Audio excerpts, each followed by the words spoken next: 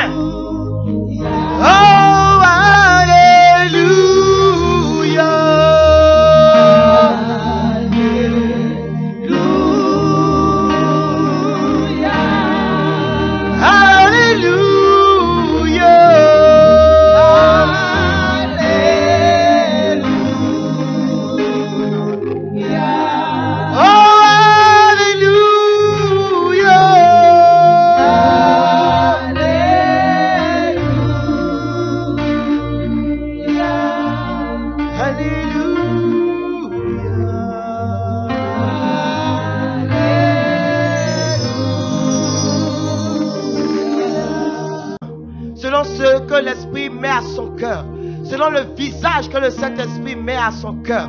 Et nous allons demander pardon à Dieu pour toutes les paroles. Si tu as le courage dans ta prière de donner le nom de la personne ou de donner la phrase que tu as dite, annule cette parole. Libère-toi des effets de cette parole.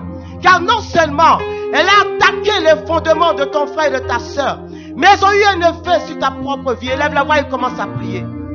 Tous, Seigneur, ce soir, toutes ces paroles dures et méchantes que ma langue a prononcées contre un frère, contre une sœur, contre la communauté, oh Père, je les retire, je les annule, je brise leurs effets au nom de Jésus. Je casse leur impact sur la vie de mon frère, de ma soeur, sur ma propre vie. Par tout ce que j'ai pu dire, Seigneur, quand mon cœur était dans l'amertume, dans la tristesse, qui a suscité une œuvre des ténèbres, je casse cela ce soir. J'annule cela. Toutes les paroles que j'ai dites, Seigneur, qui ont fragilisé l'autre, Père, j'annule ces paroles. Je casse leurs effets.